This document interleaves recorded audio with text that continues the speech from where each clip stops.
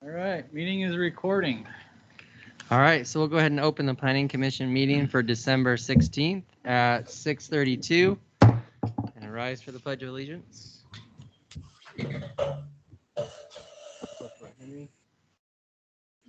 Pledge allegiance to the flag of the United States of America and to the republic for which it stands, one nation, God, indivisible, with liberty and justice for all.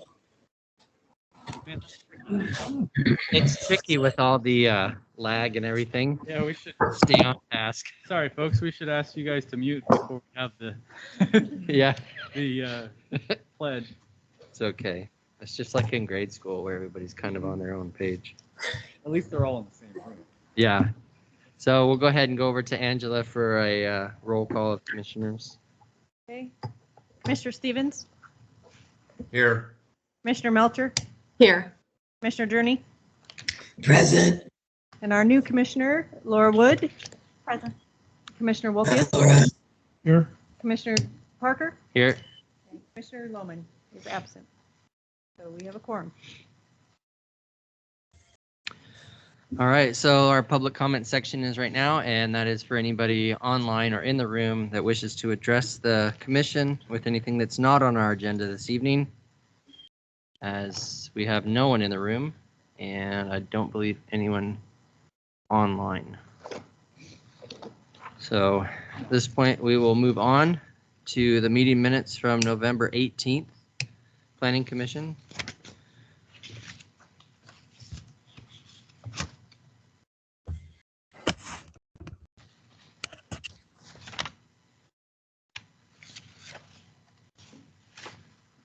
Anybody have anything they wish to modify, change, or amend on the meeting minutes?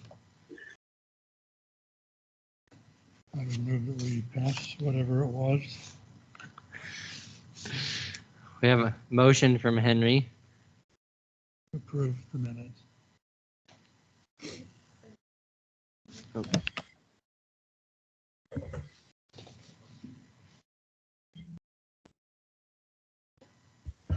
Motion. Is there a second? I second. I'll second it. Okay, we have a motion and a second to approve the minutes from the meeting. Go ahead and turn it over to Angela for a roll call vote.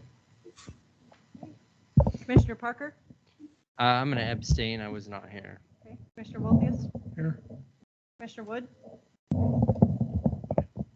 I'm sorry, what was, Yay or nay to Oh, yay. approve the Okay. minutes? Commissioner Journey? Yes. Commissioner Melcher? abstain, I was absent. Okay. And Commissioner Stevens?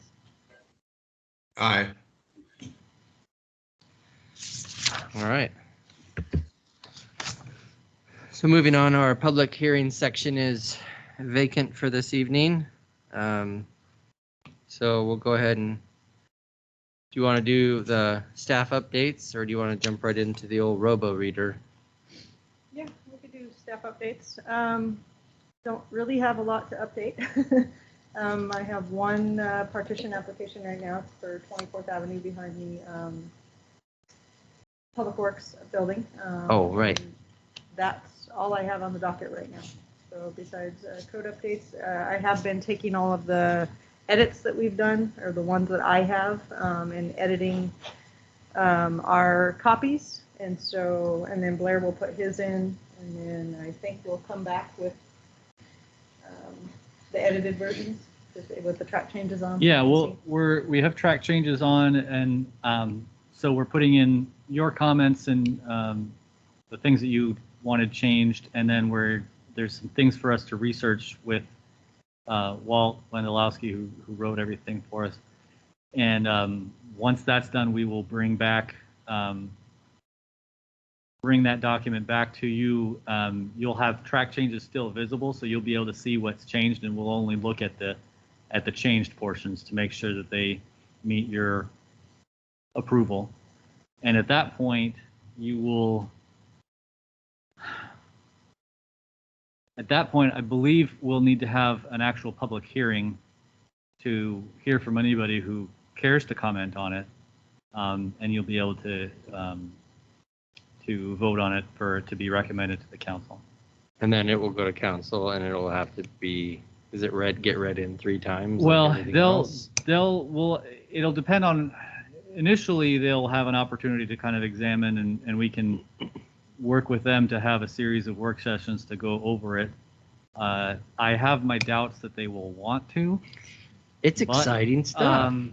But eventually when they get to the point where they're satisfied for it to go through the process to be passed, it will need to be, they will have to have a public hearing, and they will have to have it passed as an ordinance, which will require it to be read in entirety out loud once, and then 2 more readings that are by title only. So we will figure out some way probably to divide it up into manageable chunks. Maybe, I don't know. I was hoping that we'd have like a charter change or something before we got to that point, so that we didn't have to read it out loud. But that's democracy for you. We There you gotta go. give the people an opportunity. So that'll be fun. Any other updates from you? Nope.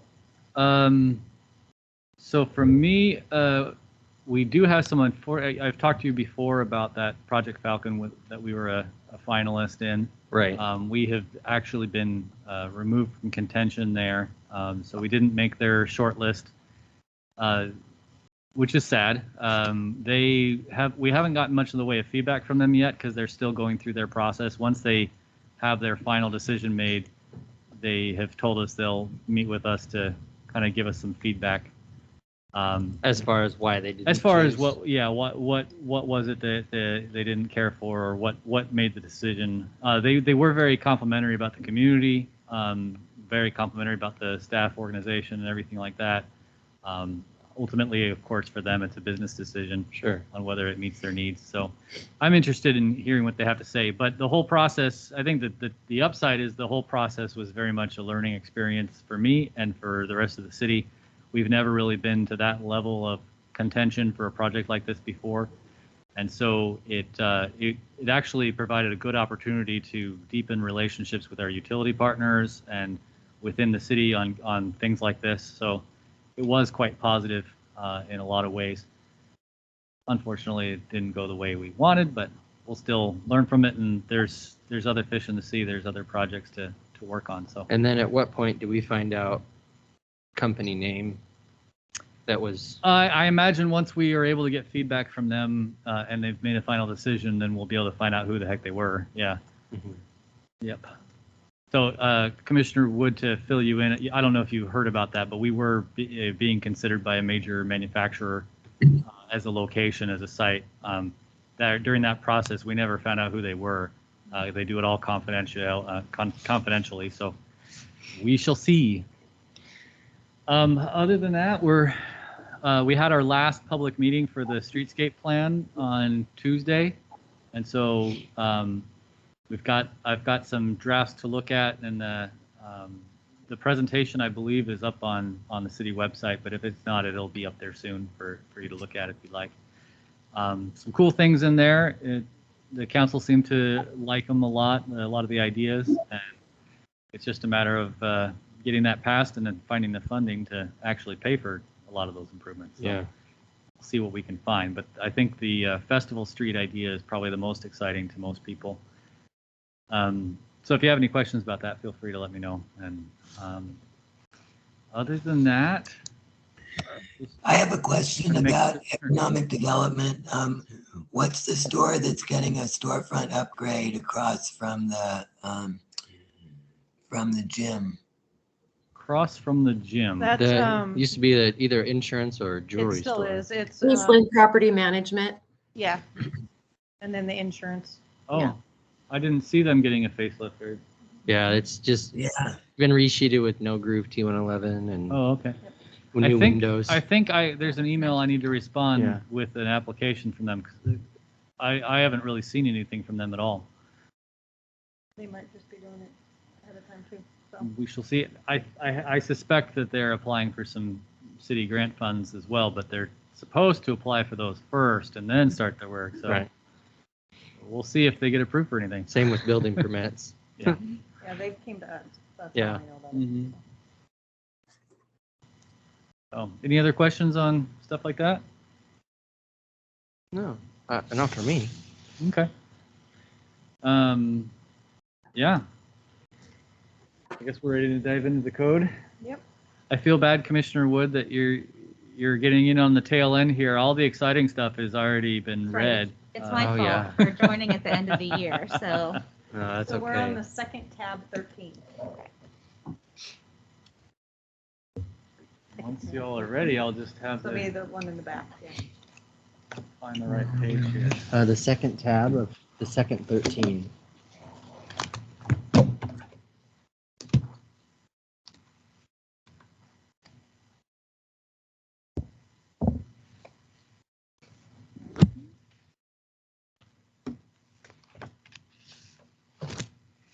Must be about right. That's where my paper clip is. Right on. That's not right.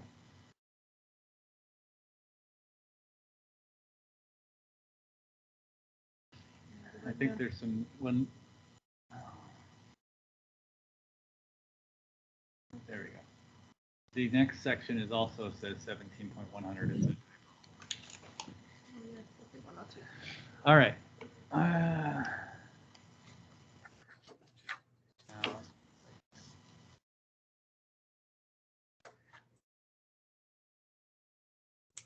read aloud. Here we go.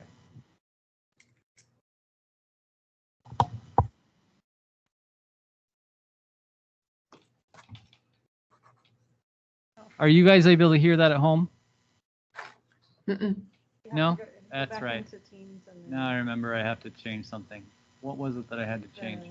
Device Just settings? Share your screen, I think. Now there's. Go to the.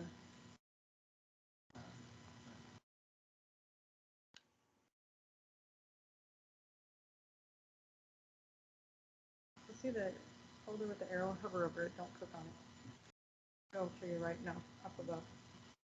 Next to the microphone. Oh, that.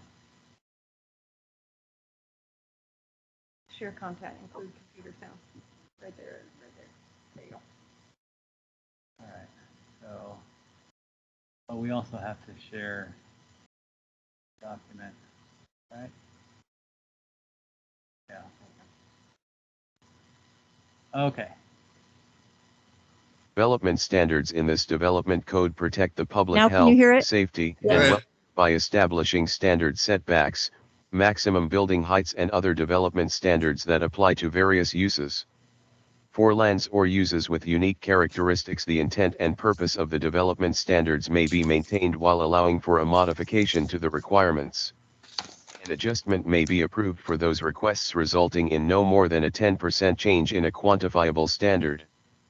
So just a little background on this section. This is a feature that we don't currently have, but it would be really, really nice. Essentially, what it's talking about is if a developer comes for, seeking approval for, their home or a business or something, and it's something that is outright permitted. Well, we'll read through all the criteria, but the idea is that if it's an administrative decision, but they are just off on one of the criteria, like say instead of for setbacks or something, if they, if there's a 20-foot setback and they're at like 19 feet 6 inches or something like that, this allows an administrator to kind of look through things and see, well, here's these criteria. It's just barely off, and it gives us kind of some 10% discretion to smooth things along and allow something to proceed without them needing to apply for a variance or something else that would either take longer or just not be allowed. It's basically just something that is an allowance for kind of things that are just barely not quite meeting the requirements.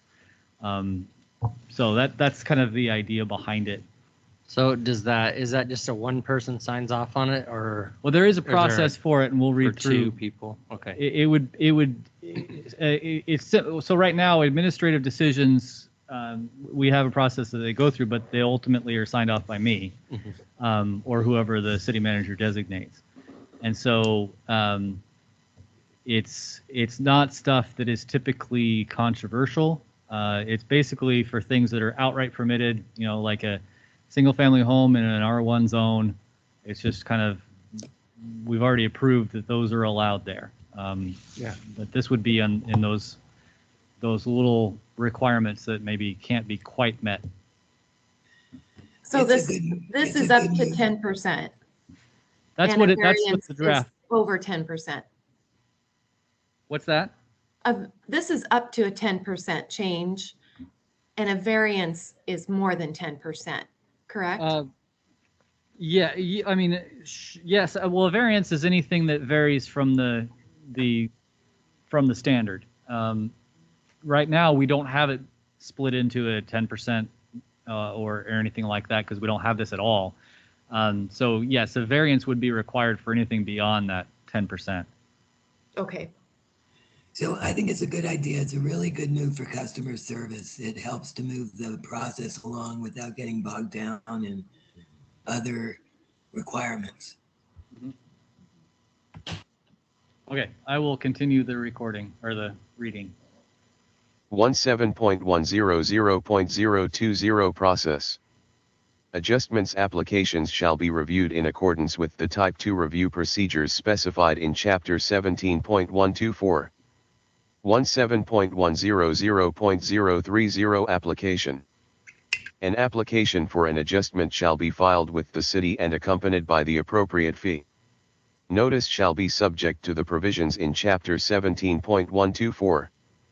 17.100.040 Submittal Requirements. The applicant shall prepare and submit an application, site plan, and other supplemental information as may be required by city staff to indicate the intent of the development. The application shall include a statement explaining the proposal and providing analysis of the proposal relative to the approval criteria. The site plan shall show pertinent information to scale to facilitate the review of the proposed development. 1. General information. The following general information shall be shown on the site plan. A vicinity map showing all streets, property lines, and other pertinent data to locate the proposal. B. North arrow and scale of drawing. C. Tax map and tax lot number or tax account of the subject property. D. Dimensions and size in square feet or acres of the subject property. E. Location of all existing easements and city utilities, water, sanitary sewer, storm drainage, within the property. F. Existing use of the property, including location of existing structures with dimensions of the structures and distances from property lines. It shall be noted whether the existing structures are to remain or be removed from the property. H. A site plan or other information clearly indicating the proposed adjustment, including dimensions if applicable. B. At the discretion of the city, specific requirements may be waived provided there is sufficient information to allow processing of an application. 17.100.050 Adjustment Applicability. An applicant may propose a modification from a standard or requirement of this development code, except when one or more of the following apply. The proposed request would allow a use which is not permitted in the district. Another procedure and/or criterion is specified in the development code for modifying or waiving the particular requirement or standard. C. Modification of the requirement or standard is prohibited within the district. D. Adjustments are not allowed for sign standards, or minimum lot sizes. 17.100.060 Decision Criteria. Approval of an adjustment shall require compliance with the following. A. The particular proposed development otherwise clearly satisfies the intent and purpose of the provision being adjusted. B. The proposed development will not unreasonably impact adjacent existing or planned uses and development. C. The adjustment does not expand or reduce a quantifiable standard by more than 10% and is the minimum necessary to achieve the purpose of the adjustment. D. There has not been a previous land use action prohibiting an application for an adjustment. Okay, any thoughts on that section? Anything you'd like to see changed or anything that's not clear? Nope, looks good. Okay. We will move on to 17.102, but there's a typo, I believe, in it. That we're fixing here. 17.100 Site Development Review. 17.102. 17.102.010 Purpose. A. The site development review is intended to 1. Guide future growth and development in accordance with the comprehensive plan and other related regulations. 2. Provide an efficient process and framework to review development proposals. 3. Ensure safe, functional, energy-efficient developments which are compatible with the natural and man-made environment, and 4. Resolve potential conflicts that may arise between proposed developments and adjacent uses.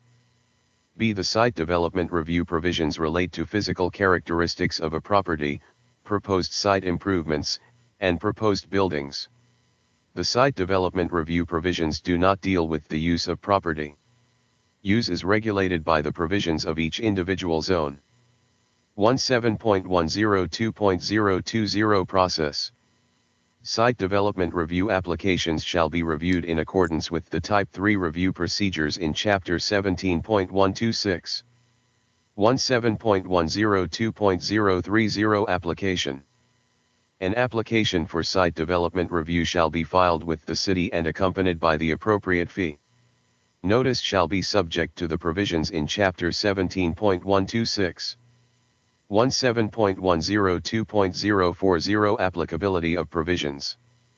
A site design review is applicable to all new industrial, commercial, mixed-use, and multifamily developments and expansions involving a 10% or more increase in total square footage of existing industrial, commercial, mixed-use, and multifamily structures. B. All of the provisions and regulations of the underlying zone shall apply unless modified by other sections of this development code. Expansions of 10% or less shall be permitted and processed as a building permit, provided the expansion and associated use, comply with all applicable development requirements such as parking, setbacks, height restrictions. A site development review shall not be required for a change in use from a permitted use identified in the underlying zone to another permitted use within the same zone. 17.102.050 Submittal Requirements. A. The following information shall be submitted as part of a complete application for site design review. The application shall include a statement explaining the proposal and providing analysis of the proposal relative to the approval criteria. At the discretion of the city, the information may be submitted graphically or by written summary. 1. Site analysis. A. Existing site topography. B. Identification of areas exceeding 10% slopes. C. Site drainage and identified flood zones. D. Existing structures, roadway access, and utilities, and E. Existing and proposed streets, bikeways, and pedestrian facilities within 300 feet. 2. Site plan. A. Proposed grading and topographical changes. B. All proposed structures including finished floor elevations, setbacks, exterior elevations, and exterior finishing. C. Vehicular and pedestrian circulation patterns, parking, loading and service areas. D. Proposed access to public roads and highways, railroads, or transportation systems. E. Site drainage plan including methods of storm drainage, sanitary sewer system, water supply system and electrical services. F. Proposed landscape plan, to include appropriate visual screening and noise buffering, where necessary, to ensure compatibility with surrounding properties and uses. G. Proposed on-premise signs, fencing, or other fabricated barriers, together with their heights and setbacks. H. Proof of ownership and signed authorization for the proposed development if applicant is not the owner of the site, and I. A schedule of expected development. J. A traffic impact analysis if requested by the city manager. K. Other appropriate studies and information that may be required by the city to adequately evaluate the project. 17.102.060 Decision Criteria. The review of a site plan shall be based upon the following criteria. The proposed use is allowed in the zone and complies with the underlying development standards, such as setbacks, height restrictions, parking, and so forth. the proposed use will not create negative impacts on the surrounding area resulting from traffic flow, noise, dust, glare, odor, potential incompatible adjacent uses such as parking lots, or other impacts identified in the public hearing process. See provisions for public utilities, including drainage and erosion control needs. D. Parking, traffic safety, and connectivity of internal circulation to existing and proposed streets, bikeways and pedestrian facilities. E. Provision for adequate noise and or visual buffering from non-compatible uses, including using site and landscaping design to provide needed buffering. F. Protections from any potential hazards. So I found one that I would like to add, 17.102050A2J. I would like to, after the city manager, put or designee, because it's usually our staff engineer, Joe, that makes that determination, not the city manager. So if that's okay with the commission, I'd like to add or designee there. That was going to be my suggestion. Good idea. So a couple areas it seems to waffle between site development review and site design review. And so we just need to make that consistent throughout. I marked 2 places that I saw where design needs to be changed to development.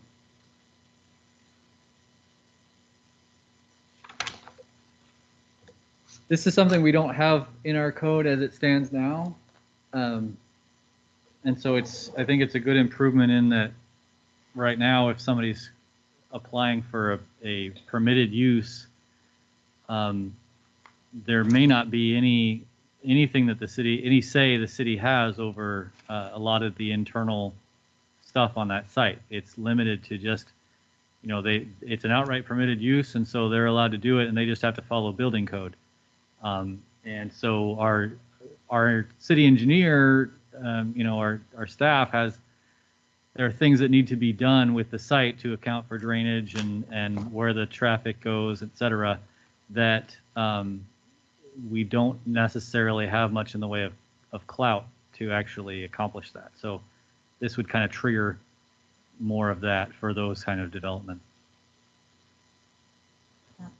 I like it. I think it really sets us up to be able to, as people come in and want to develop different sites, that we can improve and move the city forward and make sure that we're making adjustments and changes as they need to be made, and not letting people, build over the top of something that already isn't ideal.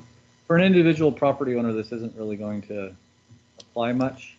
But it will help in the instance of, wanting to move the driveway 20 feet from where they have it for traffic flow from a corner. Right. Item B seems to be a little restrictive. Almost anything you do is going to affect something mentioned in item B. Item B of where? Which? The current page we're on. You put in a store, a shopping center, almost anything you do, you're going to create some kind of a problem that's mentioned in item B. So so during construction, it doesn't kind of count. You go and you do when you do your criteria summary, usually you type up a summary that goes with it. You can say, it will create dust during construction only, and then we won't have dust after that. So it's what the regular business would do after construction, or that is over with, is kind of how we look at it in the current code. As long as it's just during construction and then it stops, after construction, then that's what we consider. Well, there's a public hearing process for the public to come in and give their input into their opinions. So I think that's good. Yes.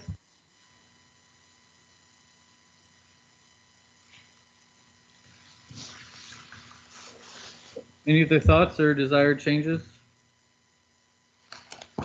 Well, I don't know how to change it, but I just know that The B of the decision criteria is too broad, you think? I would agree. Looking at it, it does seem Because if you put something in, you're developing something, traffic might change. Mm-hmm. There may be new noises in the area, you know, there may be, yeah. So I can see how that, you know, it could be problematic. Right. Or just bring in like a lot of, you know, new site development review. Well, and this is a type 3 decision, so it's a plan. It would come before the planning commission, and these are the criteria that you'd be looking at as to whether to approve it or not. And so, on the one hand, it gives that section B gives a lot of discretion, but on the other hand, it gives a lot of discretion.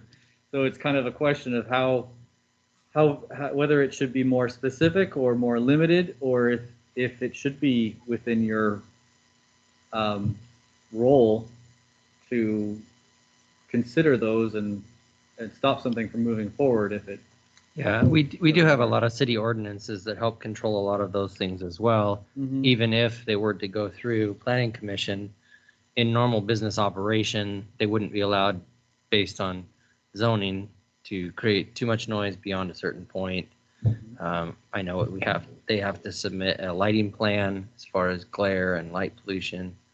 So, I mean, I think the more specific we make it and then become lenient on it in a hearing versus not having any criteria and letting them kind of just steamroll based on it doesn't say I can't.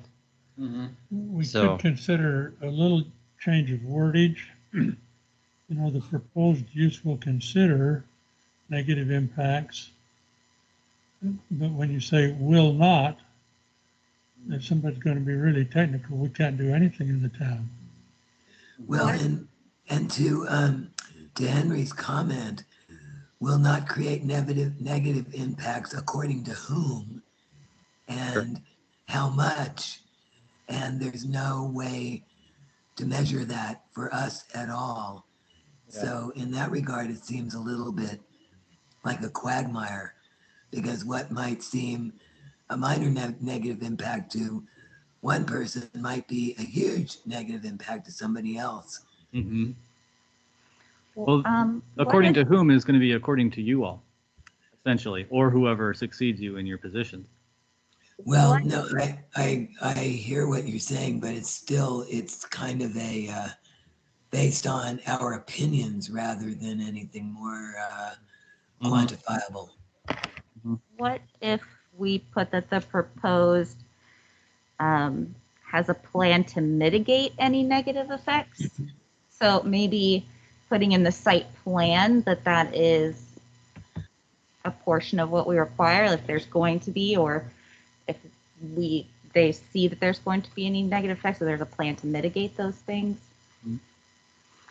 Because then that puts it in their hands to be able to put together a plan and, you know, present to us what it's going to look like.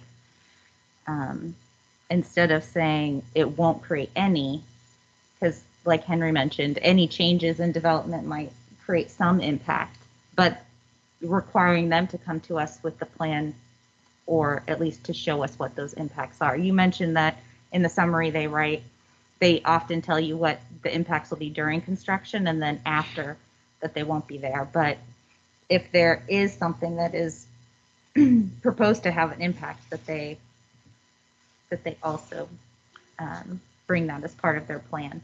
Yeah, we did have recently a hearing involving the new clinic that would be going out by Wiley Creek, and one of the things that came up in it was light pollution into the existing neighborhood that's around it. That was discussed amongst the commission and with the applicant. So I think as part of their submittal process for building permits, they were going to address that with some berms and lighting control and things like that. So I really like the idea of putting it back on the applicant, because it just makes them look at the neighborhood and be neighborly in that regard, even though they're still trying to accomplish their goals.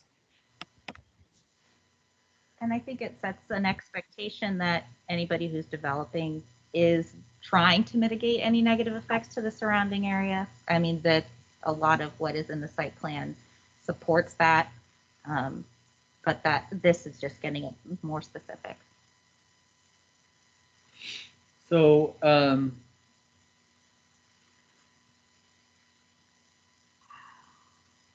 trying to think of how we can word this, or how we, when it comes to the actual wording, what the best way is to talk. I think I understand what you're all saying. I'm just trying to, I'm at a loss for words of how to actually put it in Legalese. place Well, in a way that's not going to be, swing things the other way, I guess. Yeah. Well, you can use other words, Mm-hmm. and I just shared one of them. I said, the proposed use will consider possible negative impacts, or or like, will evaluate possible negative impacts. And So you could say the proposed development will mitigate potential negative, or will sufficiently mitigate potentially negative impacts. yeah, or just like like it says that the traffic impact analysis may be requested by the city manager, or and so something like that. So, a negative impacts analysis with plan to mitigate those effects, or something Mm-hmm. like that.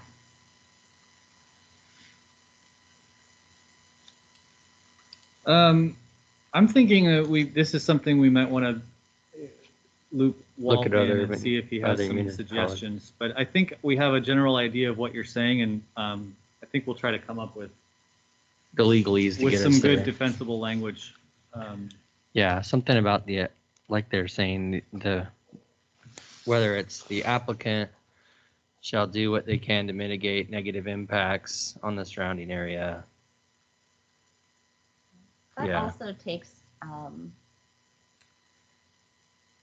it makes it more equitable policy. It takes it out of like, do we like this development? And so we think that the negative traffic impacts, we might be less stringent with that rule, and from time to time, depending on where the project is. This makes it, we're asking for an analysis, and we get to decide based on what they tell us, and not how we feel that the negative impacts or how important those might be. Okay. what we're really saying is that those three words, the use will not, The will not they part have is to really be what you're. eliminated somehow or other. Or maybe the proposed use will mitigate negative impacts on the surrounding area resulting from. Well, it's the development of the developers of the proposed use that need to mitigate it. But Not the use itself. not the use itself. Mm. But yes, I think let's Angela and I'll loop in with Walt and kind of see what we can come up with and bring it back to you.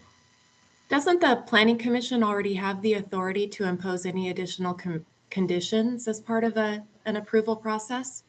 Yes. Mm-hmm. Do we need additional language for that? I think it's just for clarification purposes. Well, in our current code, we actually have very similar to this, and it's something that when the developer goes through and does a plan, they go through and write a description of, what is their traffic? Are they going to have noise? And they have to answer those questions. Sometimes they do, and sometimes they don't. Sometimes I have to get that information from them. So this isn't completely different from what we already have. It's just in a different section and used a different way. Mm-hmm. So. So let's come back and look at it. Okay. All right.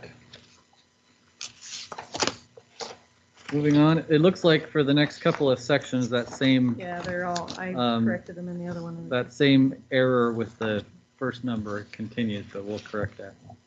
17.102 Conditional Use. 17.104.010 Applicability. A conditional use is one which is generally acceptable as a land use activity in a particular zone, but due to certain aspects of the activity, buffering, screening, time limitations or other conditions are necessary to ensure compatibility with adjacent property.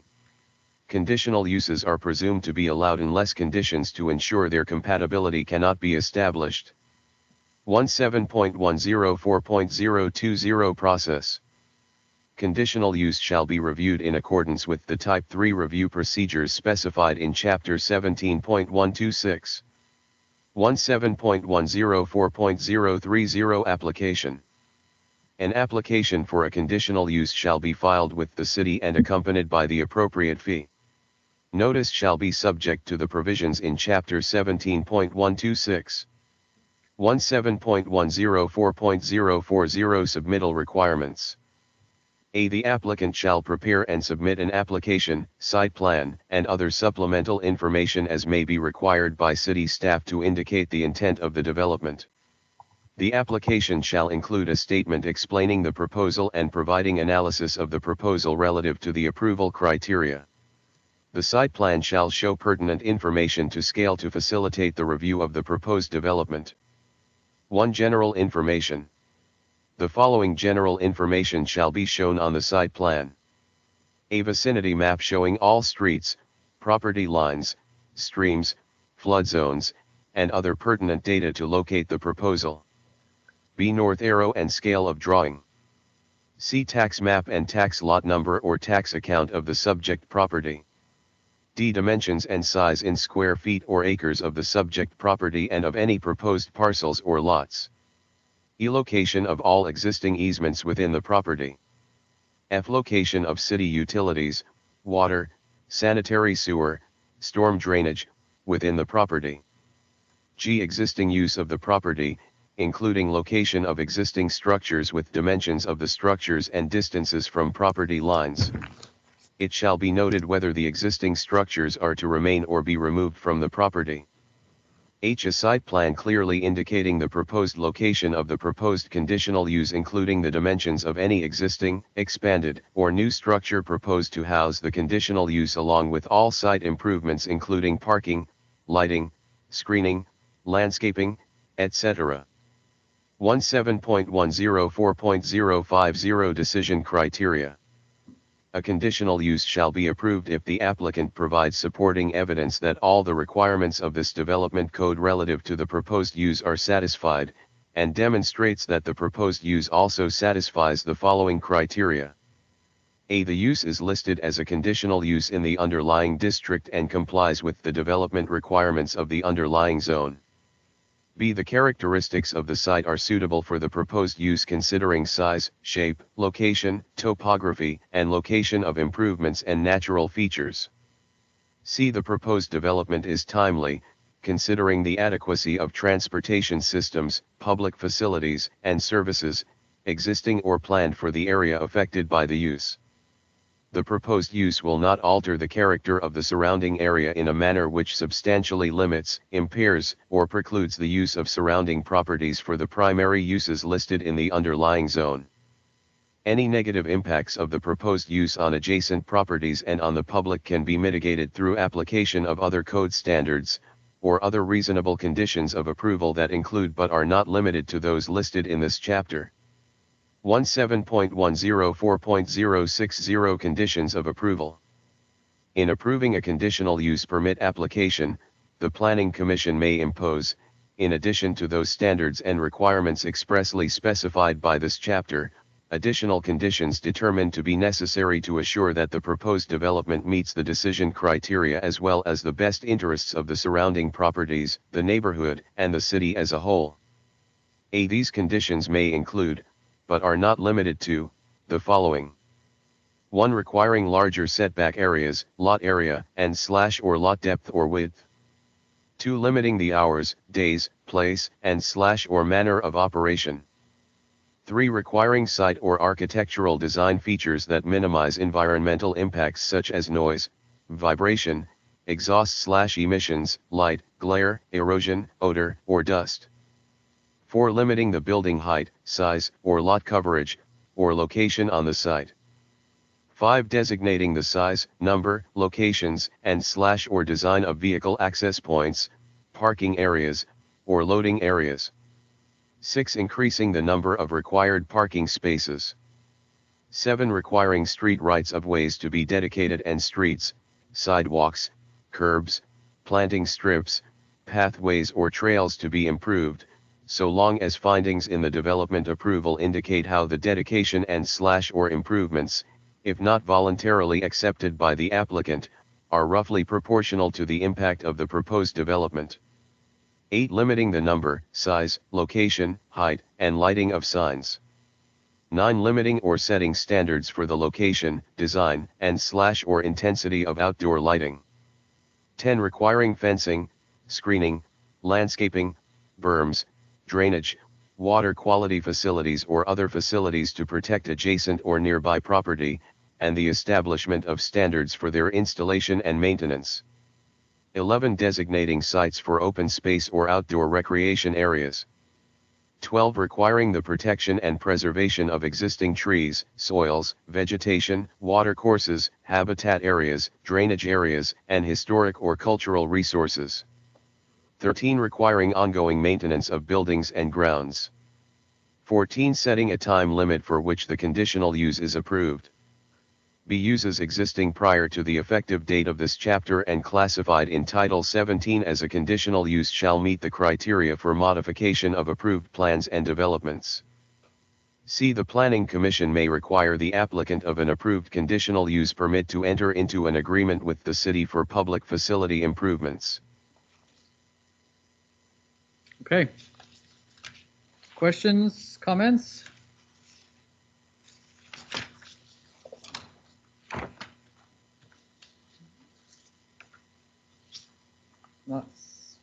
Not that different from what we do already.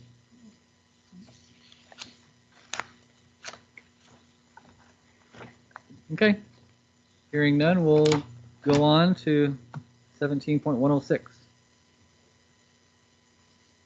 17.104 Variance.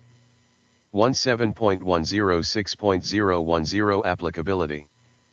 The development standards in this development code protect the public health, safety, and welfare by establishing standard setbacks, maximum building heights and other development standards that apply to various uses. For lands or uses with unique characteristics, the intent and purpose of the development standards may be maintained while allowing for a variance to requirements. A variance may be approved for those requests resulting in greater than a 10% change in a quantifiable standard. 17.106.020 Process. Variance applications shall be reviewed in accordance with the Type 3 review procedures specified in Chapter 17.126. 17.106.030 Application.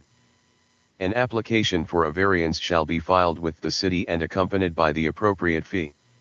Notice shall be subject to the provisions in Chapter 17.126. 17.106.040 Submittal Requirements. The applicant shall prepare and submit an application, site plan, and other supplemental information as may be required by city staff to indicate the intent of the development. The application shall include a statement explaining the proposal and providing analysis of the proposal relative to the approval criteria. The site plan shall show pertinent information to scale to facilitate the review of the proposed development. The following general information shall be shown on the site plan: a vicinity map showing all streets, property lines, and other pertinent data to locate the proposal. B. North arrow and scale of drawing. C. Tax map and tax lot number or tax account of the subject property. D. Dimensions and size in square feet or acres of the subject property. E. Location of all existing easements and city utilities, water, sanitary sewer, storm drainage, within the property. G. Existing use of the property, including location of existing structures with dimensions of the structures and distances from property lines. It shall be noted whether the existing structures are to remain or be removed from the property. H. A site plan or other information clearly indicating the proposed variance, including dimensions if applicable. 17.106.050 Variance Applicability. Under the following provisions, a property owner or his designate may propose a modification or variance from a standard of this development code, except when one or more of the following apply. A. The proposed variance would allow a use which is not permitted in the district. B. Another procedure and / or criterion is specified in the development code for modifying or waiving the particular requirement or standard. C. Modification of the requirement or standard is prohibited within the district. D. Variance to the sign regulations are subject to provisions in Chapter 17.50. 17.106.060 Decision Criteria. The Planning Commission may allow a variance from a requirement or standard of this development code after a public hearing conducted in accordance with the Type 3 review procedures, provided that the applicant provides evidence that the following circumstances substantially exist. A. The variance is necessary because the subject development code provision does not account for special or unique physical circumstances of the subject site, existing development patterns, or adjacent land uses. A legal lot determination may be sufficient evidence of a hardship for purposes of approving a variance. B. Such variance is necessary for the preservation and enjoyment of a substantial property right of the applicant possessed by the owners of other properties in the same vicinity or district. An economic hardship shall not be the basis for a variance request. C. The authorization of such variance will not be materially detrimental to the public welfare or injurious to property in the vicinity or district in which property is located, or otherwise conflict with the objectives of any city plan or policy. D. The need for the variance is not self-imposed by the applicant or property owner. For example, the variance request does not arise as a result of a property line adjustment or land division approval previously granted to the applicant.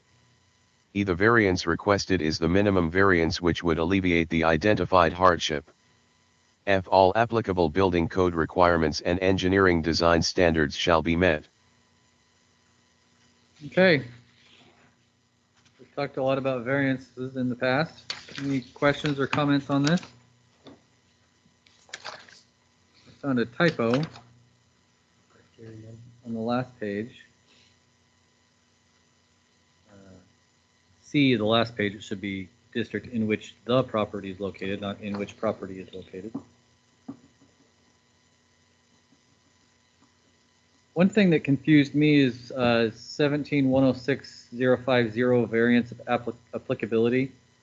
It says that these are exceptions, that you can propose a variance except when one or more of the following apply. But D doesn't really seem to fit with that because it's not, it shouldn't be, it just says that they go to the sign code for sign variances. They don't handle it here. So that just needs to be organized slightly differently and not be one of the reasons why somebody would be excluded. Why would you go to the sign code for a variance? Because you wouldn't be able to vary in the sign code itself. Isn't there a variance provision in the sign code though? I don't think so. 17.5. Currently, you can't vary.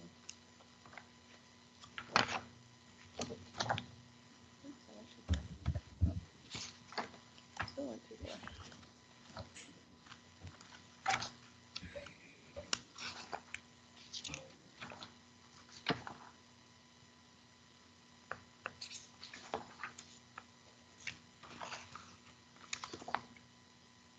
Yeah, there is a variance provision, 17.50.160. No, I didn't go far enough. Okay. Anyway, that's I just a think there's question of also, organization. yeah, and I think also just as a word of caution, it's always a little problematic when you're wording something in the negative, when you're trying to prevent a negative rather than stating it in the positive. And I'm not sure how to approach it from that standpoint. Right. What I think probably should happen is A should be that paragraph A under the following provisions, and then accept one or more of the following, and those A, B, and C would be converted to a 1, 2, 3, and then D would be B. Just an FYI, if this is not applicable to signs, that you go to the other section for that.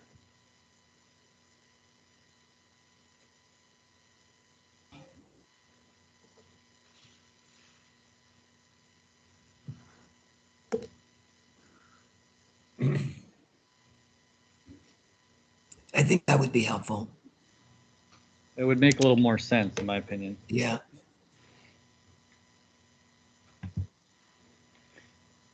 Any other thoughts or concerns? Questions? All right. Moving right along to non-conforming uses. 17.108 Non-conforming uses. 17.108.010 Applicability. Within the zoning districts established by this development code, and amendments thereto, uses and structures may exist which were lawful before the date of adoption or amendment of this development code but which would be prohibited or restricted under the terms of this development code. This section allows non-conforming uses and structures to be altered, restored, or replaced subject to satisfaction of the review criteria specified. No alteration of a non-conforming use shall be permitted except in compliance with the provisions of this section. 17.108.020 Process. Proposed alterations of non-conforming uses shall be reviewed in accordance with the Type 3 review procedures in Chapter 17.126. 17.108.030 Application. An application for an alteration or expansion of a non-conforming use shall be filed with the city and accompanied by the appropriate fee. Notice shall be subject to the provisions in Chapter 17.126. The application shall contain sufficient information and/or plans to address the decision criteria. 17.108.040 Decision Criteria. The alteration of a non-conforming use or structure may be authorized provided that the applicant demonstrates that the proposal satisfies the following criteria. A. That the alteration of structures would not result in an increase in non-conformity of the structure. B. A change in use to another non-conforming use shall be permitted if it is of the same or less intensity of use. 17.108.050 Conditions of Approval. In approving the alteration, restoration, or replacement of a non-conforming use, the city manager may impose such conditions as it deems appropriate to ensure that the intent of this section is carried out. 17.110 Subdivisions and Planned Developments. 17.110.010 Applicability. All subdivisions and planned developments, PD, shall conform to all applicable standards of the underlying zone, as well as the development standards and other provisions of. Oh, sorry, I like, was I'm supposed missing to a stop page. and I zoned out for a second. Going back to 17.108 on non-conforming uses. Any questions or comments on that part? I think in general, where it says the city manager, we can just assume that you're going to put in or designate. Yeah. Yeah, I wrote that in already.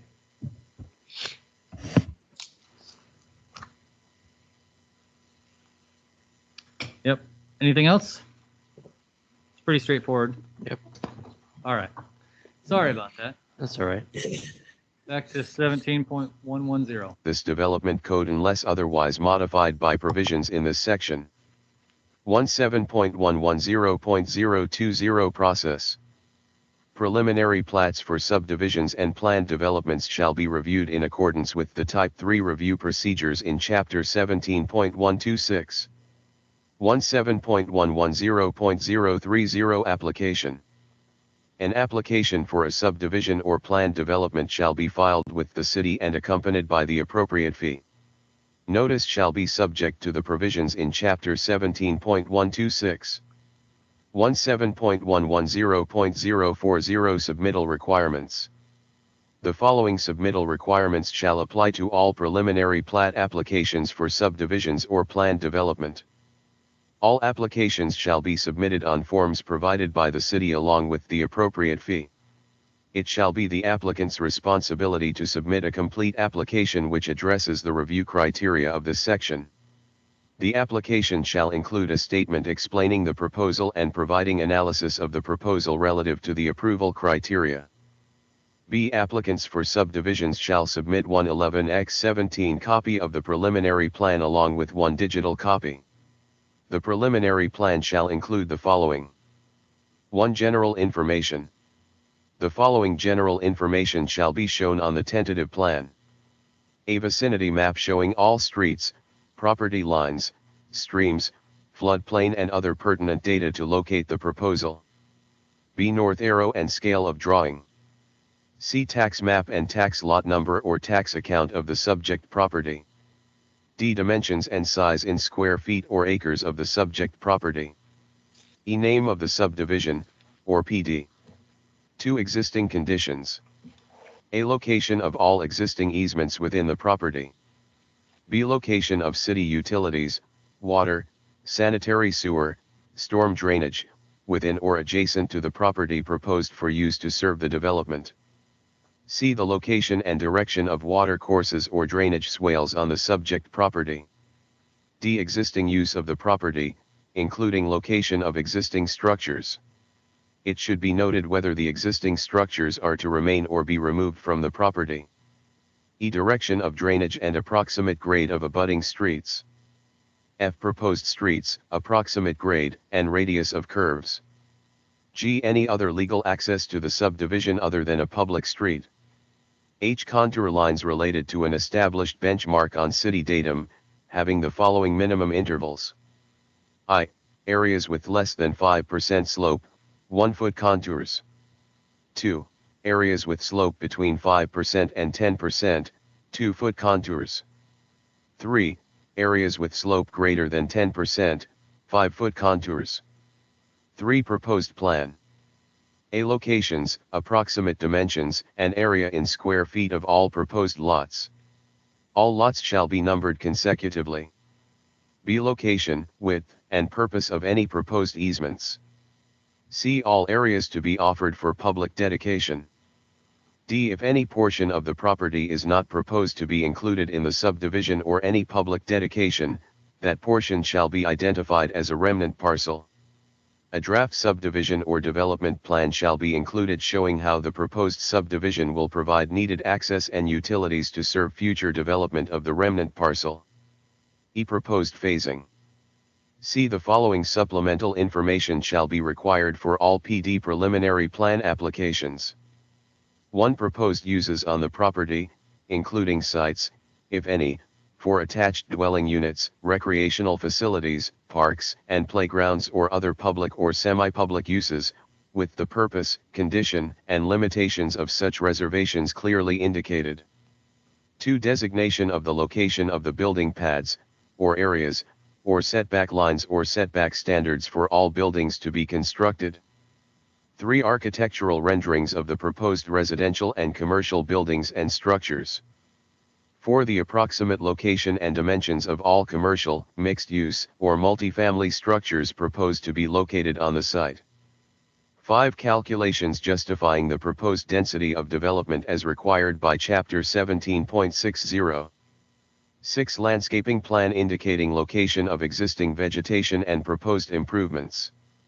7. Statement of improvements to be made or installed including streets, sidewalks, bikeways, trails, lighting, tree planting, landscaping, and time such improvements are to be made or completed. 8. Written statement outlining proposals for ownership and maintenance of all open space areas and any commonly owned facilities. 17.110. So just a little bit, this part right here, this supplemental information, this is a lot more detailed than what we have currently. So I just wanted to make you guys aware that there's a lot more in here that's being required in this current one than it is in this future one than it is in the current one. So just to make you guys aware of that. 0.040 Decision Criteria, Subdivision. Each parcel shall satisfy the dimensional standards of the applicable zone, unless a variance from these standards is approved. The parcels shall meet the development standards for land division of Chapter 17.58. Existing buildings shall comply with the setback requirements of the applicable zone, unless a variance from the requirements is approved. Adequate public facilities, including access, shall be available to serve the existing and newly created parcels. If adjacent properties are undeveloped or landlocked, consideration will be given to extending appropriate access to those properties in accordance with adopted city policy. 17.110.050 Decision Criteria, Planned Development. Approval of a planned development shall require compliance with the following. Conformance with provisions of Chapter 17.60, Purpose Statement, and Chapter 17.110, Objectives of this chapter. The proposal shall comply with the applicable development and layout provisions contained in Chapter 17.60. C. Adequate public facilities, including access, shall be available to serve the existing and newly created parcels.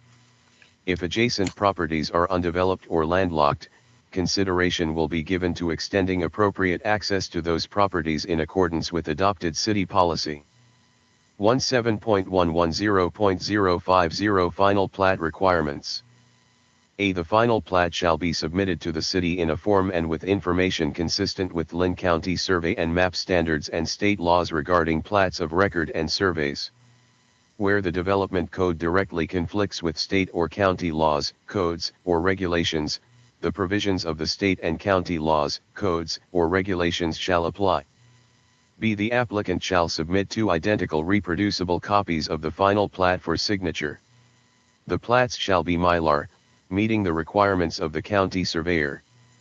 C. All monumentation shall meet the requirements of state law including provisions for post-monumentation. D. Endorsements required. The following endorsements represent the minimum required for a final plat. Additional endorsements required by state or county, or city laws, codes, or regulations shall also be supplied. Signature blanks for these endorsements shall be provided on the final plat. Eliminate mayor and consolidate with city manager. 1 city manager, or designee. 2 city engineer. 3 signature blanks for the mayor with accept. So currently on our Mylars, we require the city manager and the public works director because we don't have a city engineer on staff. We have a staff engineer, but not a city engineer. Okay. So whether that's still okay with you guys or not, I just wanted to bring that up that we don't. Currently, it's the director and the city manager. Are we allowing provisions for a city engineer at some point? Well, we, right now, officially, the city engineer is our city engineer of record. And I think the main concern is that we have to pay him every time they look over something. Yeah. And so the question is that something that's necessary to do at that point? Typically, if there's something that's really out there that we're really unsure about, we do bring it to them anyway and get a professional opinion. For most things, it's mainly just making sure it's clear with Public Works that this is what we're doing and they do their review. So And during the comment period of noticing, Public Works has to comment, staff engineer, Joe has to comment. So all of our city staff has to review it and comment on it anyway. So they've already seen the proposal ahead of time. So, and if there's any questions, that's when they get raised, and that's when, as you guys have seen, they produce comments on the staff reports. So. Right. I think removing city engineer would be fine, and maybe if we want, we can continue to have city public works director in there. Can we add designee to that as well? Or designee, we possibly. I mean, it's always Greg and Ray that sign it. Yeah. Only every once in a while Blair signs it, and that's if it's. Yeah. I'm just thinking if 5, 7, 10 years down the road we're. Has Greg ever said anything about signing those? Whether he cares or has a problem with it? He just comes in and sign them. So I would suggest city public works director or designee. Okay.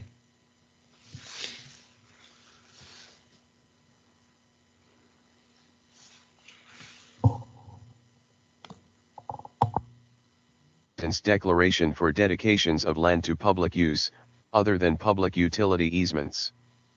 Supplemental information with final plat. 1. An amended title report or subdivision guarantee, as appropriate, issued by a title insurance company in the name of the owner of the land, showing all parties with a title or interest in the property and whose consent is necessary, as well as all existing easements, restrictions, covenants, and other encumbrances pertaining to the subject property. 2. Copy of any dedication requiring separate documents. 3. Where applicable, all homeowners' agreements, articles, and bylaws shall be submitted with the final plat for review by the city attorney. A. The final plat shall not be approved by the city until the homeowners association agreement, articles, and bylaws are approved. B. The homeowners association agreement shall be consistent with state law, including ORS 94. C. A certificate of formation of a nonprofit corporation for the homeowners association, with a state seal, shall be submitted with the final plat for review by the city. D. Signed, original documents of the homeowners association agreement, articles, and bylaws and the certificate of formation shall be recorded with the final plat. 4. Maintenance agreements for common property or common access easements shall be submitted with the final plat for review by the city attorney. 17.110.060 Process for final plat approval. A. Within 2 years of the final decision, a final approved plat, or first phase, shall be recorded with the county. If the first phase final plat is not recorded within 2 years, the preliminary approval shall lapse and a new application shall be required. All phases of an approved plat shall be recorded within 10 years of the final date of decision. B. A final plat shall be submitted to the city manager. After the final plat has been submitted, the city staff shall review and compare it with the approved tentative plat to ascertain whether the final plat conforms substantially to the approved tentative plat and with such conditions of approval as may have been imposed. C. No final plat shall be approved unless 1. The plat is in substantial conformance with this development code and the provisions of the tentative plat as approved, including any conditions imposed in connection therewith. 2. The plat contains land free and clear of all liens and encumbrances.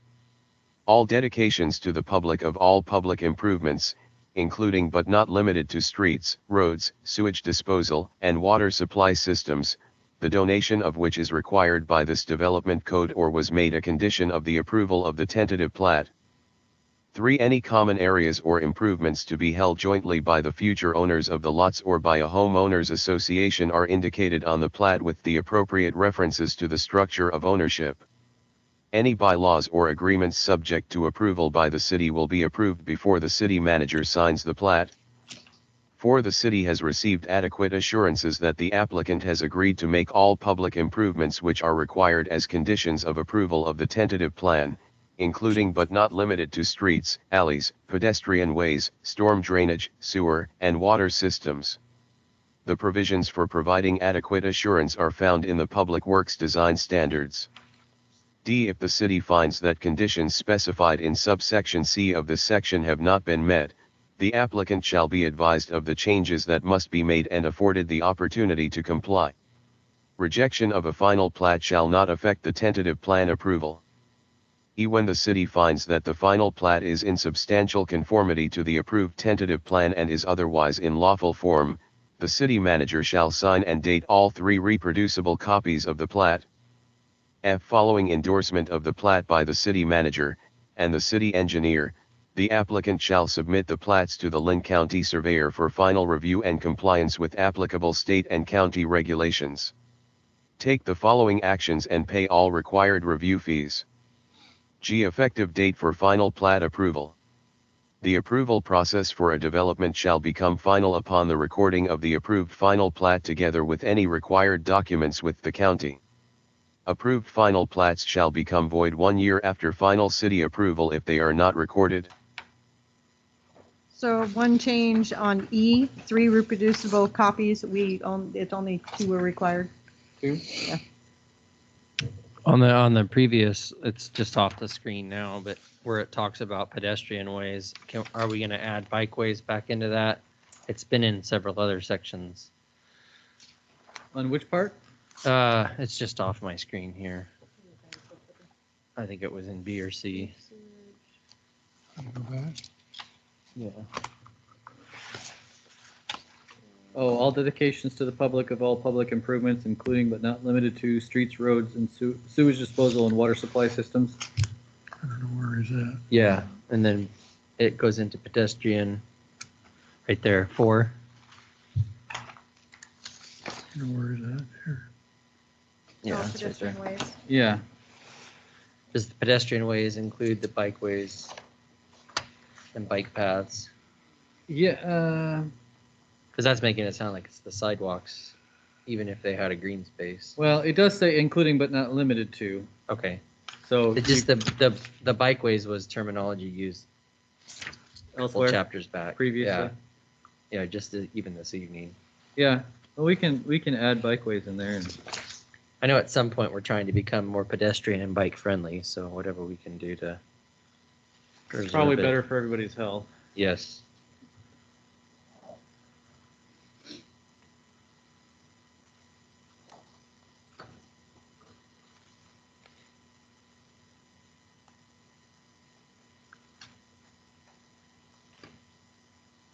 Okay. It looks like there's a couple of sentence fragments in here that I need to see what's going on with that. There was one where it just said, take the following actions and pay all required review fees. It doesn't really fit in with anything. Yeah, there was So no subject. I'll have to check in with that and see why that's there. I think those can probably just be deleted. Any other questions or comments?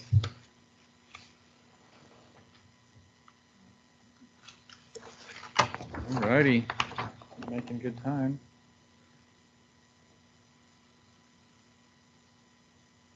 (17.112) Comprehensive Plan Map Amendment.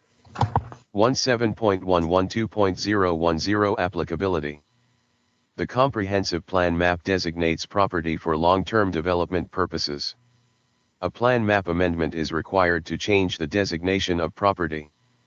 17.112.020 Process. Amendments to the comprehensive plan map shall be reviewed in accordance with the Type 4 review procedures specified in Chapter 17.128. 17.112.030 Application. An application for a map amendment shall be filed with the city and accompanied by the appropriate fee. Notice shall be subject to the provisions in Chapter 17.128. 17.112.040 Submittal Requirements.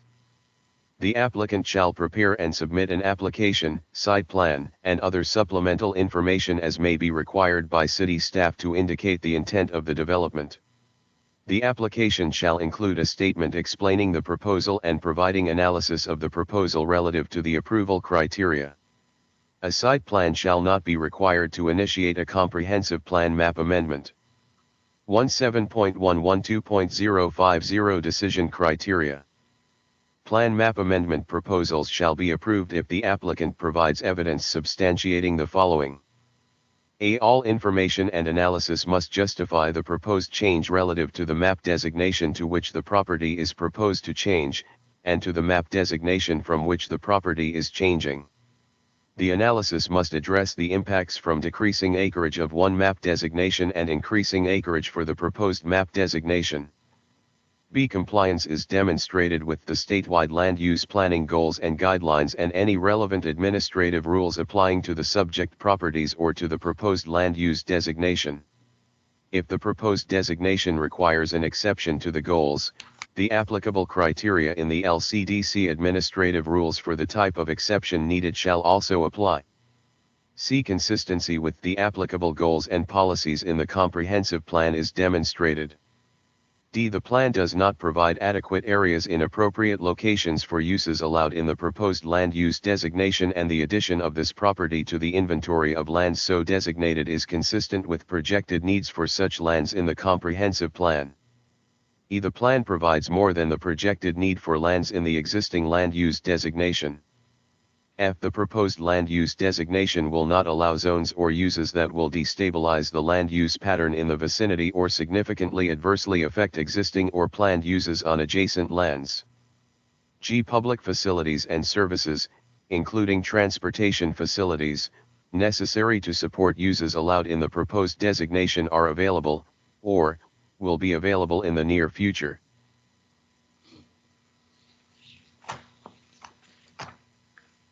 Thoughts or questions on that one? All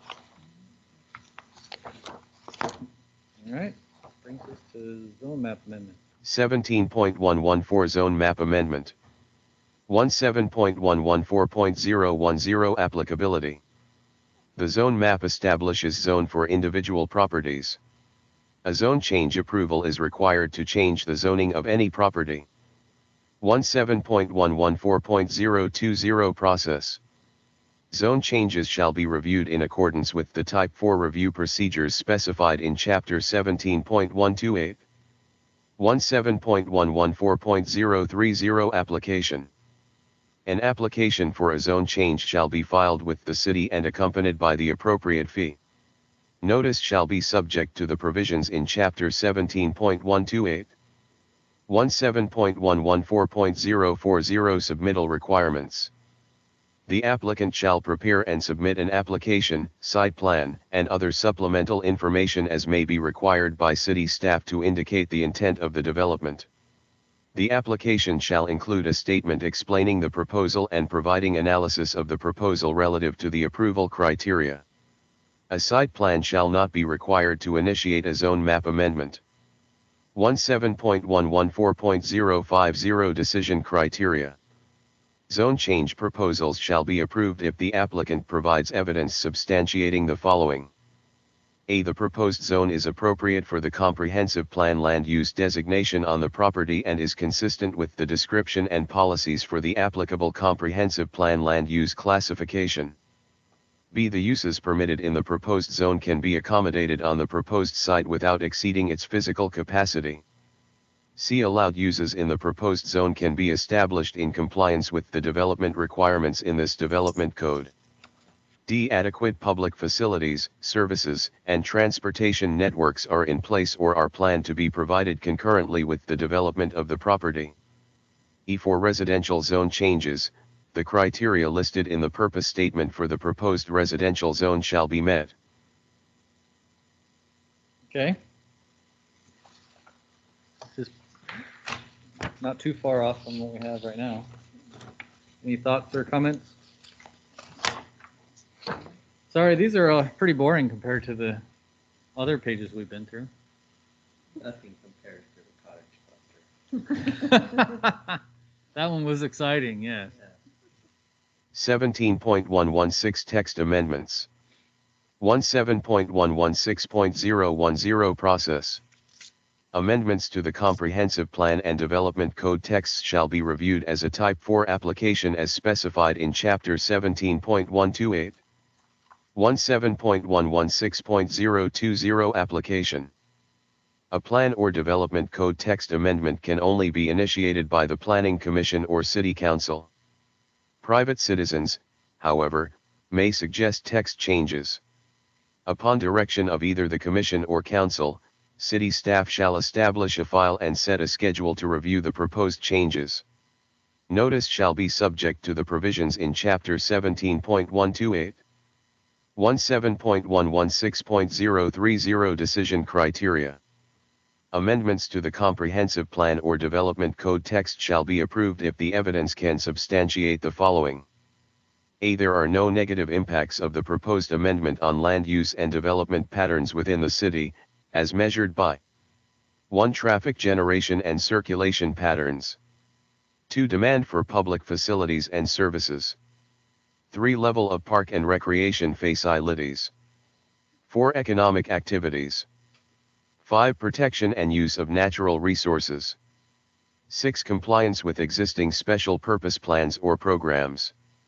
B. A demonstrated need exists for the proposed amendment. C. The proposed amendment complies with all applicable statewide planning goals and applicable administrative rule requirements. D. The amendment is appropriate as measured by at least one of the following criteria. 1. It corrects identified error, S, in the provisions of the plan. 2. It represents a logical implementation of the plan.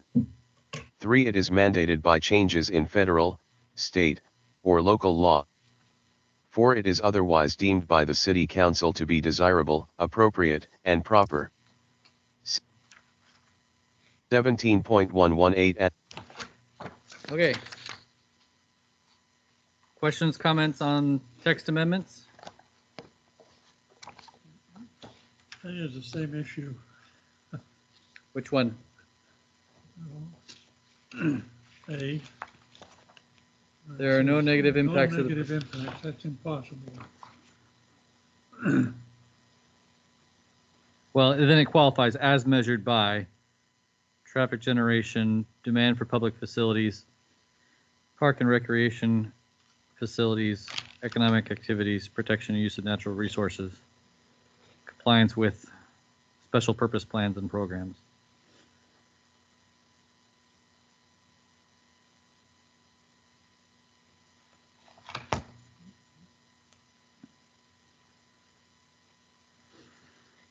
I'm sure you can come up with a little change of wording just to. Maybe find a way to make soften something that, possible. be a little more flexible than no. Well, for being Mr. Literal, you have a problem. That's something the commission as a whole would like us to look into then? I don't know, it does refer directly to the criteria listed below it, so maybe run it by Walt and see what he's done in the past. Okay.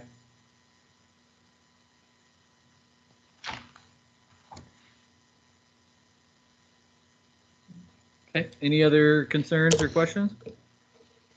All right, we're at 8 o'clock. We've still got half an hour. Okay to keep going? How are we doing it with everybody at home? Are they, You guys still awake there? yeah? Barely. Oh, woken back up. Well, I'm fine with wrapping it up here if you'd like, or we can do it. Are there short ones that come in? Yeah, the next few are all a single page each until we get to 17.124. But for really all the rest of almost all the sections left are either 1 or 2 pages. So we're not far from wrapping it up. We Not really, not necessarily this evening, but yeah, I mean, yeah, I would suggest to make it easier on ourselves the next time we meet, just doing at least the next 2 sections, and then if you want, we can save the rest of them. Because I don't think it's reasonable to push through and be able to finish all of these tonight. no. Yeah, No matter what we're yeah, gonna I agree. So 2 more of these 1-pagers. Yeah. Yeah, I'm okay with a few more. Annexations. 17.118.01 Authority of City to Annex. The boundary of the city may be extended by the annexation of territory not then within the city and which territory is within the urban growth boundary and contiguous to the city or separated from it by a stream or right-of-way only. 17.118.02 Process. Annexations shall be reviewed in accordance with the requirements of ORS 222.111 through 222.183 as may be amended, and the city's Type 4 review procedures specified in Chapter 17.128. A concurrent development proposal is not required to annex property. 17.118.03 Application. An application for an annexation shall be filed with the city and accompanied by the appropriate fee. Requirements for an application are found in ORS 222.111 through 222.183 as may be amended. It shall be the applicant's responsibility to submit a complete application which addresses the review criteria of both the statute and this section. Notice shall be subject to the provisions in statute and Chapter 17.128. 17.118.04 Decision Criteria. Annexation shall be approved if the evidence can substantiate the following. A. The property abuts the city limits. B. Public facilities are available or can be extended in the future to serve the property. C. Public access is available or may be extended in the future to serve the property. 17.118.05 Effective date of annexation. The annexation shall be complete from the date of filing with the Secretary of State as provided in ORS 222.150, 222.160, 222.170, 111.900 and the requirements of this chapter. Thereafter, the annexed territory shall be and remain part of the city. The date of such filing shall be the effective date of annexation. 17.118.06 Zone designation of annexed property. Unless a request to amend the comprehensive plan map and zone map is made in conjunction with the annexation, the City Council shall establish a zone that corresponds to the underlying plan designation. Okay, any questions there? I'm actually happy to see this because our current annexation, we don't have an annexation section, do we? One word, Yeah, it's like really brief. it's like one sentence and then we have to figure it out. Yeah. So it's nice to have a little more clarity here. Okay. 17.120 General Administrative Provisions. 17.120.010 Multiple applications. Applications for more than one land use action and permit for the same property may, at the applicant's discretion, be heard or reviewed concurrently. Multiple land use requests involving different processing types shall be heard and decided at the higher processing type. For example, an application involving a conditional use, type 3, with an adjustment, type 2, shall be reviewed and decided as a type 3 request. 17.120.020 Generalized area. Applications involving multiple properties may be aggregated if in the opinion of the city manager or designee better understanding of the entire land use proposal is served by combining requests. A final decision unless appealed shall be granted for each request and each request is appealable individually. 17.120.030 Application Forms. All applications shall be on forms supplied by the city and include the necessary requirements, submittal information, and fees. 17.120.040 Time Limit. A. The city shall take final action on all land use actions, limited land use actions or zone change applications including all appeals, within 100 days of completion of the application for all applications listed under ORS 197.311 or within 120 days of completion of the application for all other land use actions, limited land use actions or zone change applications that do not also require a comprehensive plan amendment.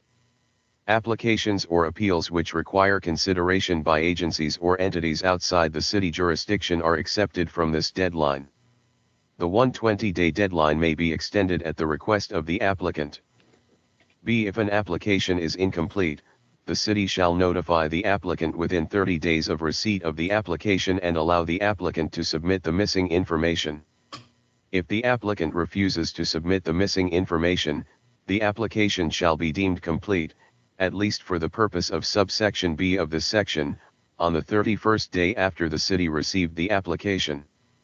If the applicant agreed to supply the missing information, the application shall be deemed complete for the purpose of subsection B of this section when the missing information is supplied.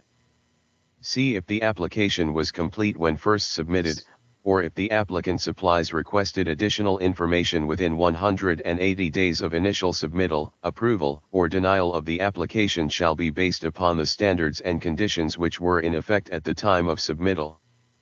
D. If for any reason it appears that a final action may not be completed within the 120-day period, and unless the time period is voluntarily extended by the applicant, the following procedures shall be followed regardless of other processes set forth elsewhere in this development code.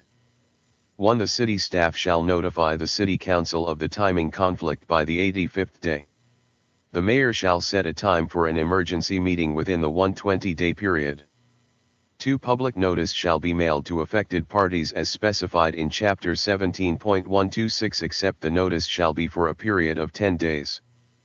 3. The City Council shall hold in a public hearing on the specified date, in accordance with the provisions of Chapter 17.132 and render a decision approving or denying the request within the 120-day period.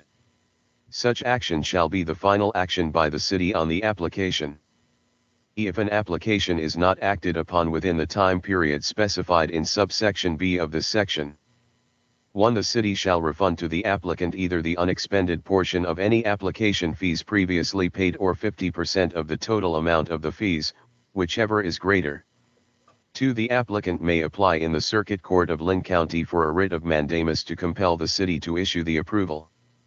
17.120.050 Nature of appeal hearings.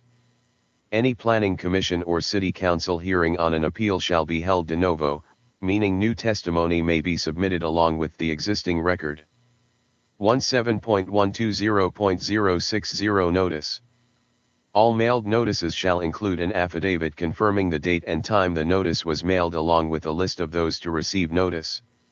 Failure to receive a notice shall not invalidate the mailed notice. Okay. So, 17.120.040, B, when it talks about, oh, not B, hold on. What am I looking at? Yeah, the deemed complete. So if right now, if we deem an application incomplete, we don't consider it complete after 30 days. It's incomplete unless they submit. So this is something a little bit different. Because if they don't submit the information, then we don't move forward with it. So I just wanted to bring that up and see if you guys had any thoughts about that. Because the way this is saying it, that they have a time period from the point of submittal to get all the information in, and then if so, it's back to the original date. Yeah, and right now, if they don't get that information, then it's considered incomplete, and we don't move forward with the application. So this is. And I don't think it should be saying subsection B because it is subsection B. Yeah, I know that was the other one. So that's a problem.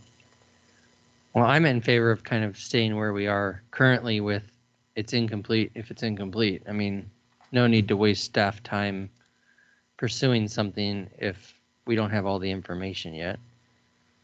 Yeah, and normally we send a form and they check whether they are planning to supply it or if they're not planning to supply it, and then we move forward on that. And so this is a little confusing to me because I'm the one that has to do this, and so deeming it complete, even if what's the point of giving them a letter of incomplete if they're not going to give us the information? So that's my concern. Yeah, that seems to me to be really weird too. Like if they don't complete it, then it automatically becomes complete. That just that's not logical. Yeah, I think putting it back on the applicant again here and making sure that everyone has all their ducks in a row prior to coming in for submittal. Yeah, I agree. And you can't do that with anything else. Right. Can't bring in half your drawings for. I think the only reason I would do otherwise is if there's some sort of state law that says we have to. I don't think that doesn't make any sense to me. Although the state has done weirder things. We don't want to go down that bunny trail. Yeah, that's a rabbit hole right there. I think the places where it says subsection B, it really should be subsection A. It seems to be a typo of some kind. And then in 020, that first sentence there's something wrong there because it's not making much sense to me. It's in the opinion of the city manager designee better understanding of the land area. Which may have a better understanding. Is it trying to defer to somebody that would have more knowledge on that piece of property? Oh, maybe that should be a better understanding. A better understanding. That would make a lot more sense. Of the entire land use proposal is served by combining requests.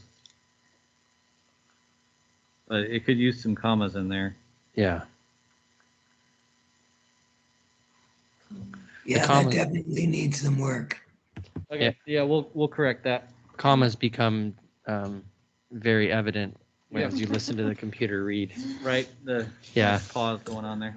And then there is I don't know if in subsection E of that same area, it does make another reference to subsection B. Yeah. So I don't know if that's still applicable. I'm thinking if we're moving things around. I think that also should be subsection A based on the context. Okay, so we have 1, 2, 3, 4, 5, 6 sections left.